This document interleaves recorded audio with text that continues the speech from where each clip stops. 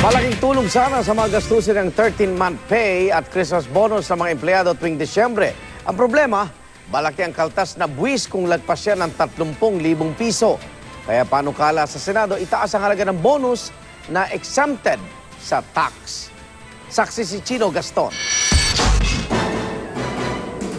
Sumasama ang loob ng magkaibigang Cyrus at Pablo na kapwa empleyado sa isang bangko kapag naiisip ang laki ng ikinaltas na buwis sa kanilang 13-month pay.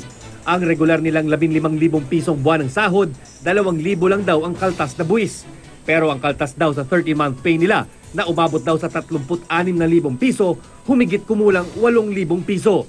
Kaya ang natira, wala ng 30,000 piso. Kung tutusin, exempted o hindi naman pinapatawan ng tax o buwis ang 13-month pay at Christmas bonus. Pero yan ay para lang sa halagang 30,000 piso pababa. Pag mas mataas dyan, tulad ng kay Cyrus at Pablo, may kaltas na. At dahil malaki ang halaga, malaki rin ang porsyentong inaawas. Mas maganda sana wag na taksan kasi yun na lang inaasahan namin pampasko tapos mababawasan pa nila, di ba? Minsan lang naman yun. Oo, minsan lang, sir. Inaasahan din namin yun para sa pamilya. Pero ayon kay Senador Ralph Recto, ang batas na nagtatakda niyan ay ipinasa noong pang 1994. Panahon kung kailan mas mababa pa ang sahod ng mga tao kumpara ngayon. Kaya naman naghain siya ng panukala na itaas ang halaga ng bonus o 13-month pay na exempted sa tax at gawing 75,000 pesos ang halaga. Pero kakailanganin pang tapatan yan ng kaparehong panukala sa Kamara at aprubahan ng Pangulo.